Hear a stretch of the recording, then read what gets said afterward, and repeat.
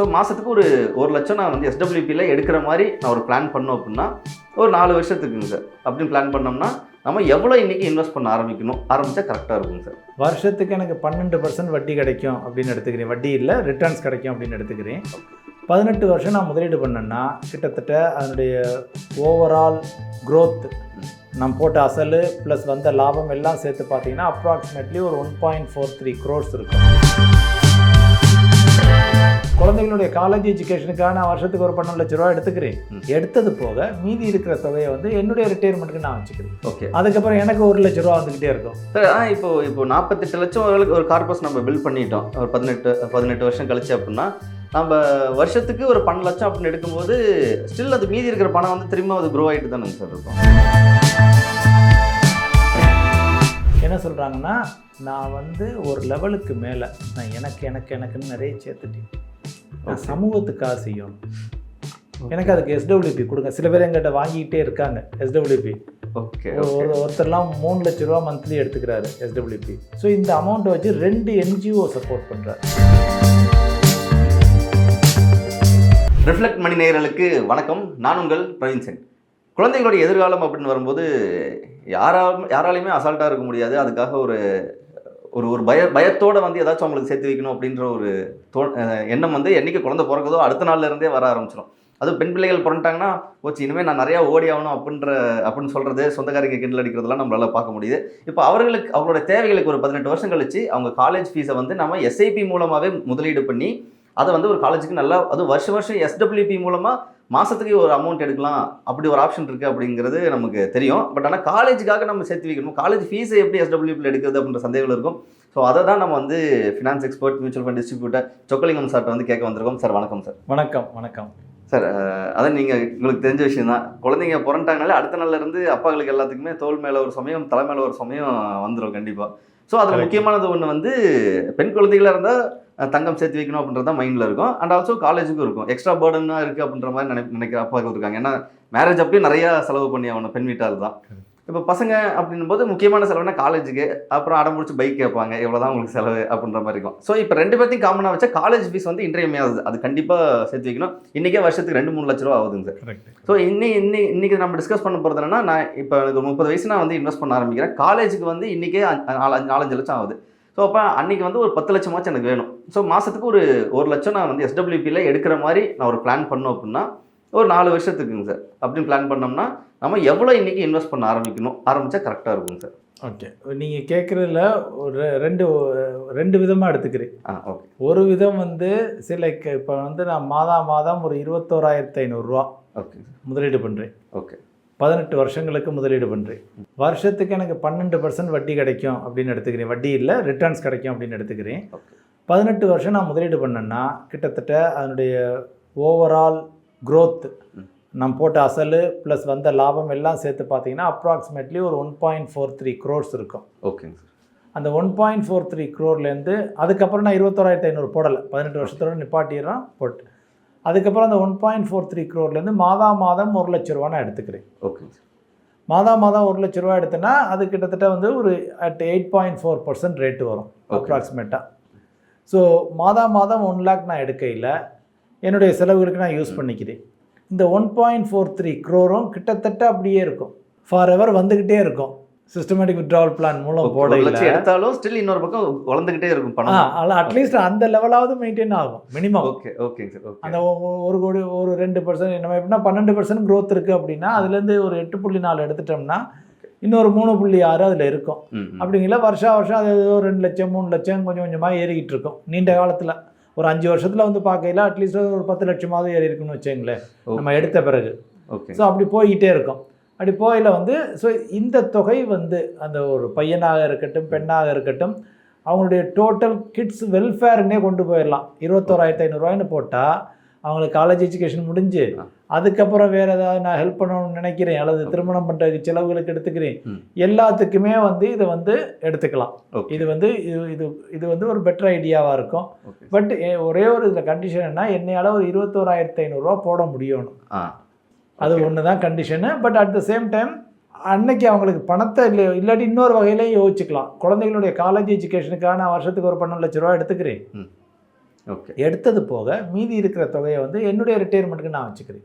Okay அதுக்கப்புறம் எனக்கு 1 லட்ச ரூபா வந்துக்கிட்டே இருக்கும் அப்படிங்கிற ஒரு தாட்லையும் எடுத்துகிட்டு போகலாம். மக்கள் அது மாதிரி சேமிக்கலாம். ரெண்டுக்கும் சேர்த்து ஒரு 21,500 போட்டாங்கன்னா ஓகே என்னுடைய ரிட்டையர்மெண்ட் ப்ளஸ் ஒரு குழந்தையினுடைய எதிர்காலம் அப்படிங்கிற மாதிரி கூட அவங்க யோசிச்சு எடுத்துகிட்டு போகலாம். ஸோ அது மாதிரி பண்ணிக்கலாம். இல்லை இப்போ இன்னொரு ஆப்ஷன் என்னென்னா, அந்த 4 வருஷத்துக்கு மட்டும் எனக்கு ஒரு 48 லட்சம் வந்தால் போதும் அப்படிங்கிற மாதிரி போனால் நம்ம அமௌண்ட் குறைச்சி முதலீடு செஞ்சால் போதும். ஓகே ஏன்னா இப்போ 1.4 crores பெரிய அமௌண்ட்டாக இருக்குது. கரெக்ட். அதுக்கு எனக்கு வந்து 21,000 வந்து எனக்கு மாதம் கமிட்மெண்ட் வேறு இருக்குது அப்படிங்கிற பட்சத்தில் கம்மியாகவும் பண்ணலாம் இல்லைங்க? கம்மியாகவும் பண்ணணும். ஓகே ஸோ இப்போ அப்படிங்களே எனக்கு அந்த 4 வருஷத்துக்கு மட்டும் ஒரு 48 லட்ச ரூபா புள்ள படிக்கிறதுக்கு இருந்தால் போதும் அப்படிங்கையில் வந்து கிட்டத்தட்ட இதில் 3ல் 1 பங்காயிடும். ஓகே ஓகேங்க சார். ஓகே ஓகே இப்போ இது 21,500க்கு பதிலாக ஒரு 7,000 ரூபா அவங்க 7,000 ரூபா 7,250 ரூபா போட்டாங்கன்னா போதும். ஓகே அப்படிங்கையில் வந்து கிட்டத்தட்ட ஒரு 48 லட்சம் 50 லட்சம் அன்னைக்கு கிடைக்கும். 4 வருஷத்துக்கு அதை அவங்க யூஸ் பண்ணிக்கலாம். ஓகே ஓகே யூஸ் பண்ணிவிட்டு இப்போ இன்னும் லைஃப் குழந்தையோட எஜுகேஷன் முடிஞ்சிச்சு அப்படிங்கிற மாதிரி இருக்கலாம்.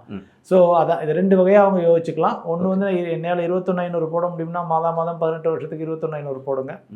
அப்படி இல்லை அப்படின்னா ஒரு 7,250 ரூபா 7,250 அப்ராக்சிமேட்டாக சொல்லி அல்ல 7,500 அந்த ரேஞ்சில் போட்டிங்கன்னா 48-50 லட்ச ரூபா ஈஸியாக கிடைக்கும் உங்களுக்கு. அந்த 50 லட்ச ரூபாய் வச்சு நான் காலேஜ் எஜுகேஷனுக்கு மட்டும் நான் பயன்படுத்திக்கிறேன் அப்படின்னா அவங்க பயன்படுத்திக்கலாம். அப்போவும் மாதம் 1 லட்சம் நீங்கள் எடுத்துக்கலாம். 4வது வருஷத்தில் கிட்டத்தட்ட தீந்துடும்.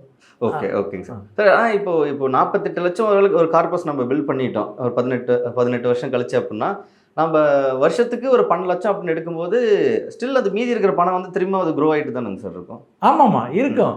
பட் கிட்ட ஒரு மீதி நமக்கு லெஃப்ட் ஓவர் வந்து திருப்பி நீங்கள் எண்டில் வந்து சில சமயம் அந்த சமயத்தில் மார்க்கெட் கீழே இறங்கி இருக்கலாம், ஓகே மேலே ஏறி இருக்கலாம், அந்த அட்ஜஸ்ட்மெண்ட்ஸ்லாம் இருக்குது. ஸோ லெஃப்ட் ஓவர் இருந்துச்சுன்னா நம்மளை சேர்ந்தது தான். இது நம்ம சொல்கிறது வந்து ஒரு conservative estimate. Okay left over maybe 5 லட்சம் 10 லட்சம் இருக்கலாம். நீங்கள் சொல்கிற அந்த 3 வருஷத்துக்கு இருக்கக்கூடிய வட்டி வருமானங்கள் அது இதெல்லாம் சொல்கிறீங்க, அது இருக்கும் இல்லைன்னு நான் சொல்லலை. ஒரு கன்சர்வேட்டிவாக தீர்ந்து போயிருதுன்னு எடுத்துக்கிறோம். அப்படி இல்லைன்னா ஒரு 5-10 லட்சம் நமக்கு ரிமைனிங்காக கிடைக்கும். ஓகே அதுலேயுமே கிடைக்கும்.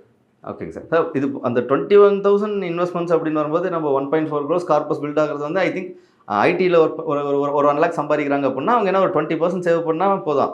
நீங்கள் சொன்ன மாதிரி அது நம்ம மாதம் எடுத்தாலும் திருப்பி அந்த அமௌண்ட்டை வந்து அது க்ரோ ஆகிட்டே இருக்கும். அட்லீஸ்ட் மினிமம் அது ஆக்சுவலி அது நல்லா இருக்கே அப்படின்ற மாதிரி தான் சார். எனக்கு ரிட்டையர்மெண்ட்டுக்கு ஆகிட்டு போகுது. என் கல்யாண படிப்புக்குன்னு போட்டி ஃபுல்லாக படிப்பு முடிஞ்சிருச்சு. திருப்பி அந்த 1 லட்சத்தை வாங்கினா ரிட்டையர்மெண்ட்டுக்கு வச்சுக்கிறேன். ஆமாங்க சார். ஏன்னா இப்போ 18 வருஷம்னா 30லேருந்து 48 வயசு. கரெக்ட். அதுக்கப்புறம் ஒரு 12 வருஷம் வந்து உங்களுக்கு கேப் இருக்கு. அப்போ பணம் இன்னும் க்ரோ ஆகிட்டே தானேங்க சார்? ஆமாம், எடுக்காமல் விட்டோம்னா இன்னும் க்ரோ ஆகும். இல்லை காலேஜுக்கு எடுத்துட்டு அந்த 1.4 crore அப்படியே ஒரு 10 வருஷத்துக்கு விட்டோம்னா அதுவே வந்து கிட்டத்தட்ட உங்களுக்கு ஒரு 3 மடங்கு ஆயிரும். ஒரு 4-4.5 கோடியாக வந்துடும். ஓகே ஓகே 4-4.5 கோடியாக வந்தால் அது ஒரு பெரிய தொகை. ஓகே ஓகே என்னுடைய ரிட்டையர்மெண்ட்டுக்கு நீங்கள் சொல்கிற கணக்கு 30 வயசு எனக்கு ஆகுது, குழந்தை பிறந்திருக்கு, நான் 21,500 ஆரம்பிக்கிறேன். 18 வயசுலேருந்து குழந்தையினுடைய 18வது வயசுலேருந்து நான் எடுத்துக்கிறேன். வருஷம் 12 லட்சம் எடுக்கிறேன். ஒரு 4 வருஷத்துக்கு எடுக்கிறேன். அப்போ வந்து எனக்கு 52 வயசு. அதுக்கப்புறமா 52 வயசுலேயும் அப்போ வந்து அந்த ஒரு 1.5 கோடி இருக்குது கிட்டத்தட்ட. ஏன்னா எடுத்தது போகவும் இருக்குது, அல்ல அதோட கொஞ்சம் கூட இருக்குது. இப்போ இன்னொரு 7-8 வருஷம் இருக்குது. 7-8 வருஷத்தில் வந்து அது மோர் தேன் டபுள் ஆயிரும். மோர் தேன் டபுள் ஆகல அதில் ஒரு 3-3.5 கோடி இருக்கும்.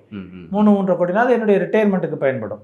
ஓகே ஓகே ஓகே அப்போ நான் தாராளமாக அந்த 3-3.5 கோடிக்கு ஈஸியாக வந்து ஒரு 2 லட்ச ரூபா எடுத்துக்கலாம் மாதம். ஆமாம். ஸோ அப்படிங்கிறது என்னுடைய ரிட்டையர்மெண்ட்டாகவும் ஆகிடுது. 2-in-1ங்கிற மாதிரி. ஓகே ஓகேங்க சார். சார் எனக்கு இதை சொல்லும் போது எனக்கு இன்னொரு விஷயம் கேட்கணுன்னா, இந்த கோல் பேஸ் பண்ணி நம்ம இன்வெஸ்ட் பண்ணோம் அப்படின்னு நம்ம எல்லா எக்ஸ்பர்ட்ஸும் சொல்கிறாங்க சார். ஏன் அப்படின்ற ஒரு கேள்வி வருது. நான் பாட்டில் அப்படியே இன்வெஸ்ட்மெண்ட் எஸ்ஐபி போட்டு வரலாம் இல்லை, ஆனால் கோல் பேஸ் பண்ணி ஏன் போடணும் அப்படின்ற ஒரு கேள்வி வருது. 2 மெத்தட் இருக்குது.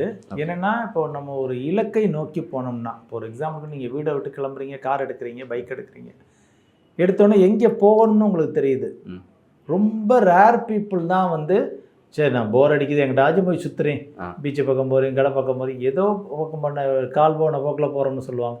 அது மாதிரி வந்து பெர்சன்டேஜ் வந்து குறைவு. ஓகே. நிறைய பேர் வீட்டை விட்டு கிளம்புறோம்னாவே எங்கேயா ஏதோ ஆஃபீஸுக்கு போகிறேன், இல்லை கோயிலுக்கு போகிறேன், கடைக்கு போகிறேன், மைண்டில் வச்சுட்டு தான் வீட்டை விட்டு கிளம்புறாங்க. ஆமாம். அதே மாதிரி ஆஃபீஸை விட்டு கிளம்பையில் நமக்கு ஒரு இலக்கு இருக்குது, வீட்டுக்கு போகிறோம்னு சொல்லி. ஆமாங்க சார். ஸோ அதே மாதிரி தான் உங்களுக்கு முதலீட்டுக்கும் வந்து ஒரு இலக்கு அப்படின்னு இருந்துச்சுன்னா நம்ம அதை வந்து சீரியஸாக எடுத்துக்குவோம்.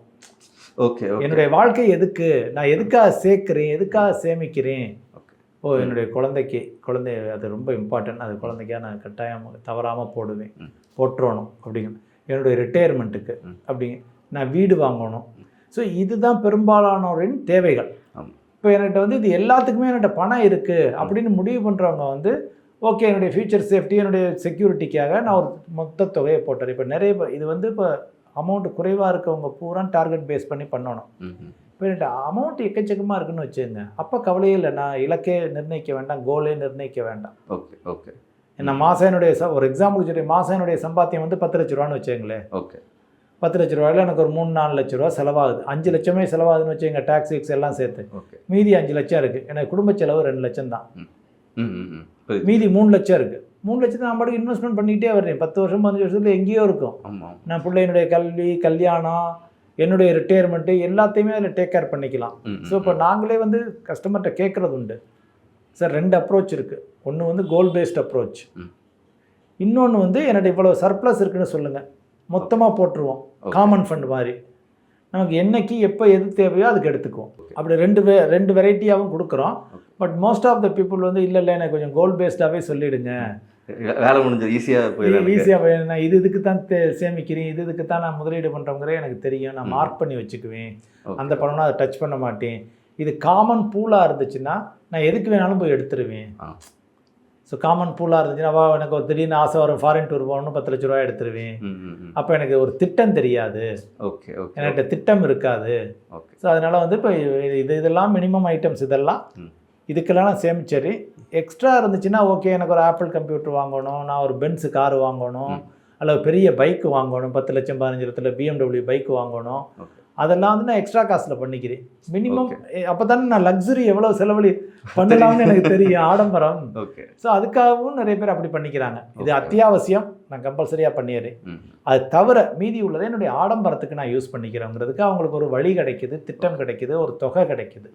ஸோ அதுக்காகவும் நிறைய பேர் வந்து அதை ஒரு கோலை பேஸ் பண்ணி பண்ணுறாங்க. இல்லைங்க சார், எனக்கு நீங்கள் சொல்லும் போதுமே எனக்கு என்ன தோணுச்சுன்னா, சப்போஸ் இப்போ நான் வந்து ஒரு பிள்ளையோட எஜுகேஷனுக்கு கல்விக்காகன்னு வைக்கிறேன் அப்படின்னா அது 2 விஷயம் எனக்கு தோணும். ஒன்று, நான் கண்டிப்பாக இன்வெஸ்ட் பண்ணிட்டே வரணும் அப்படின்னு தோணும். இன்னொன்று வந்து என்னானாலும் நான் அதை தொட மாட்டேன்.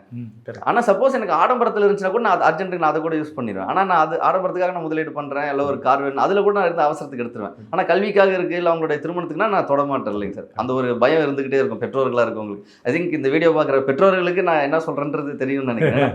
பசங்களுக்கே புரியாது, அது எப்படி அவசரம் எடுத்தால் நான் ஆகணுன்ற மைண்ட் செட்டில் இருப்பாங்க. ஆனால் பெற்றோர்கள் வந்து என்னாலும் தொட மாட்டேன்ற ஒரு மைண்ட் செட்டில் ஒரு எக்கு இருக்கும்.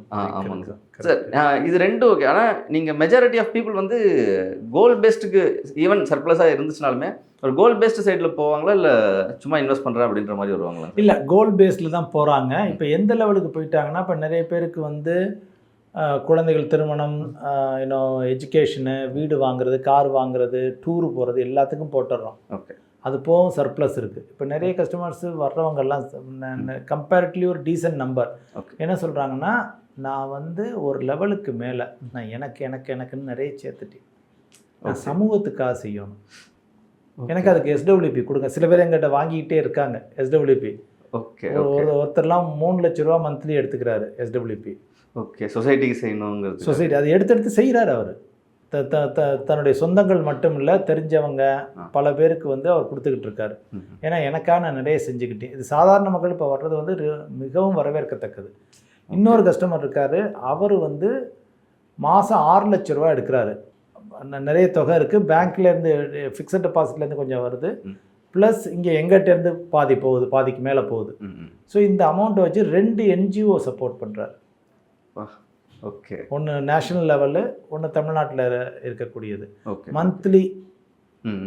ஏன்னா எனக்குன்னு நான் நிறைய செஞ்சுக்கிட்டேன். ஸோ இப்போ அந்த அளவுக்கெல்லாம் மக்கள் பிளான் பண்ணி இதை வந்து நான் என்னுடைய வாழ்நாள் முழுவதும் நான் கொடுக்க விரும்புகிறேன், போட்டு இந்த ஆர்கனைசேஷன் நான் சப்போர்ட் பண்ண விரும்புகிறேன், இவங்களுக்கு நான் கொடுக்குறேன் அப்படின்னு சொல்லிட்டுலாம் தான தர்மம் பண்ணுறதுக்கும் இப்போ நிறைய பேர் வந்து மியூச்சுவல் ஃபண்டுகளில் முதலீடு பண்ணுறாங்க. பண்ணி அவங்களுக்கு ஒரு ஆத்மார்த்த திருப்தியை கொடுக்குது. ஏன்னா ஒரு லெவலுக்கு மேலே இப்போ பசங்கள்லாம் என்ன சொல்லிடுறாங்கன்னா, ஒரு லெவலுக்கு மேலே படிக்க வச்சுட்டிங்கன்னா பொண்ணோ பையனோ நான் என் வழியை பார்த்துக்கிறேன், நான் சம்பாதிக்கிறேன், எனக்கு தெரியும், நீங்கள் கவலைப்படாதீங்க, நீங்கள் என்ன வேணுமோ பண்ணிக்கங்க. ஆமாம். ஸோ இப்போ அப்படிங்கிற சமயத்தில் வந்து பெற்றோர்கள் வந்து என்ன செய்கிறதுன்னா, அவங்க இவ்வளோ செலவழித்து இது பண்ணாங்க, இவ்வளோ கஷ்டப்பட்டுலாம் சேர்த்தாங்க, அப்படிங்கிறது ப்ராப்பராக போகணும் அப்படின்னு சொல்லிட்டு தான தர்மங்களுக்கெல்லாம் மக்கள் வந்து அதையுமே ஒரு கோலாக வச்சு நிறைய பேர்லாம் அதுக்கு சேமிச்சுக்கிட்டும் இருக்காங்க, முதலீடு பண்ணிக்கிட்டு இருக்காங்க. இந்த வயசுலேருந்து நான் எடுத்து கொடுக்க ஆரம்பிக்கணும் அப்படின்லாம் பிளான் பண்ணி சில பேர் ஆல்ரெடி கொடுத்துக்கிட்டு இருக்காங்க. ஓகே. இல்லை சார், அது வந்து ஒரு ரொம்ப வரவேற்கத்தக்க விஷயம். அது கேட்கும் போதே எனக்கே வந்து அப்படியே உள்ளெல்லாம் புல்லரிக்குதுங்க சார். ஏன்னா இது 2 விஷயம். ஒன்று வந்து எஸ்டபிள்யூபி எடுக்க ஸ்டில் வந்து நம்ம ஒரு 8 எடுத்தாலும் மீதி இருக்க 3% 4% வந்து க்ரோ ஆகிட்டே இருக்கும் மணி. நம்ம முன்னாடி சொன்ன மாதிரி அந்த 1.5 கோடியில் நம்ம 1 லட்சம் 1 லட்சம் எடுத்தாலும் பெரிய அளவில் இல்லைன்னா அந்த 1.5 கோடியாச்சும் இருக்குது. அப்போ நம்ம தாராளமாக நம்ம சொசைட்டிக்கு மக்களுக்கு இல்லாதப்பட்டவங்களுக்கு கொடுக்குறது அப்படிங்கிறது ஒரு நல்ல விஷயம் சார். சார் இதில் ஒரே ஒரு ஆட் ஆன் பாயிண்ட் வந்து கேட்கணும். என்னன்னா ரிட்டையர்மெண்ட்டுக்கு பிளான் அப்படின்னு சொன்னாலே நம்ம மற்றதுக்கெல்லாம் பிளான் பண்ணிடுவோம். ஆனால் ரிட்டையர்மெண்ட்டை மட்டும் நம்ம யோசிக்கவே மாட்டோம். நிறைய முதலீட்டாளர்களுடைய எண்ணமும் அது சாதாரண மக்களுக்கு அது நான் அப்பயே நான் உழைச்சி நான் பார்த்துக்கிறேன் அப்படின்ற ஒன்று இருக்கும். இன்னொன்று நம்ம பொதுவாக நம்ம இந்திய கலாச்சாரத்தில் பார்க்கப்படுறது ஆண் குழந்தைகள் இருந்தாங்கன்னா அவங்க மேலே நம்ம அதிக பாசம் வைக்கிறது, பெண் குழந்தைகளோட வைக்கிறதுக்கு காரணம் என்ன, கடைசி காலத்தில் என் பையன் என்னை காப்பாற்றுவான் அப்படின்னு 2 சினாரியுமே இருக்குங்க சார். அப்போது ரிட்டையர்மெண்ட்டுக்கு பிளான் பண்ணாமல் இருக்கிறதும் நாளைக்கு என் பையன் வந்து என்னை காப்பாற்றும் அப்படின்னு நினைக்கிறதோட உங்களுடைய டேக் என்னங்க சார்? அப்போ ரிட்டையர்மெண்ட் பிளான் பண்ணுறது உங்களுடைய டேக் என்னங்க சார்? சில ரிட்டையர்மெண்ட்டுங்கிறது வந்து இன்றைய அளவில் வந்து கம்பல்சரி ஆகிடுச்சு. ஏன்னா ஒரு காலத்தில் வந்து அப்பா அம்மாவுக்கு பிள்ளைங்க உதவி செய்யணும் கடமை, நான் எல்லாமே ஏற்றுக்கிறேன், நத்திங் ராங். பட் ஆனால் பிள்ளைங்களை நம்பி வந்து இப்போ எந்த பெற்றோர்களும் இருக்க விரும்புறதில்ல. செல்ஃப் ரெஸ்பெக்ட்டுங்கிற மாதிரி மக்கள் வந்துடுறாங்க. நான் தலை குனிந்து இருக்க விரும்பவில்லை, யார்கிட்டும் என்னுடைய கை கீழே இருக்க விரும்பலை, என் கை மேலே தான் இருக்கணும் அப்படின்னு தான் முக்கால்வாசி மக்கள் விரும்புகிறாங்க. இந்த ஜென்ரேஷன் ஒரு யூனிக் சீனரியோவில் இருக்குது. இந்த கரண்ட் ஜென்ரேஷன் இப்போ ஒரு 40 வயசுலாம் இருக்காங்க இல்லையா, 40 வயசு 50 வயசு இந்த ரேஞ்சில் இருக்கவங்கலாம் பார்த்தீங்கன்னா ஒரு யூனிக் சுச்சுவேஷன் என்ன வந்து பார்த்திங்கன்னா, அவங்க வந்து அவங்களுடைய பெற்றோர்களுக்கு அவங்க சப்போர்ட் பண்ணிக்கிட்டு இருக்காங்க. மந்த்லி 20,000 30,000 40,000 அவங்களால முடிஞ்சதை பண்ணுறாங்க, 10,000 அவங்களால முடிஞ்சதை பண்ணுறாங்க, செய்கிறாங்க, அனுப்பிடுறாங்க. ஏன்னா இப்போ அவங்க பெற்றோர்கள் நிறைய பேர் வந்து கிராமத்தில் இருந்தவங்க. நீங்கள் சொன்ன மாதிரி அவங்க தங்களுக்குன்னு எதுவுமே சேமிச்சிக்கலாம். அவங்களுக்கு 4-5 குழந்தைகள் இருந்துச்சு. ஸோ எல்லாமே குடும்பத்துக்காகத்தான் அவங்க பார்த்தாங்க, எதையுமே பாராமல் தான் அவங்க பிளான் பண்ணல, எதுவும் பண்ணல, வச்சு செஞ்சாங்க.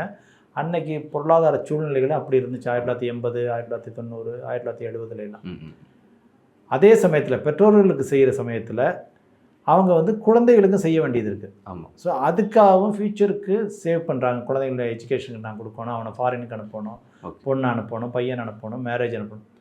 தேர்டாக வந்து தன்னைத்தானே பார்த்து கொள்ள வேண்டும்.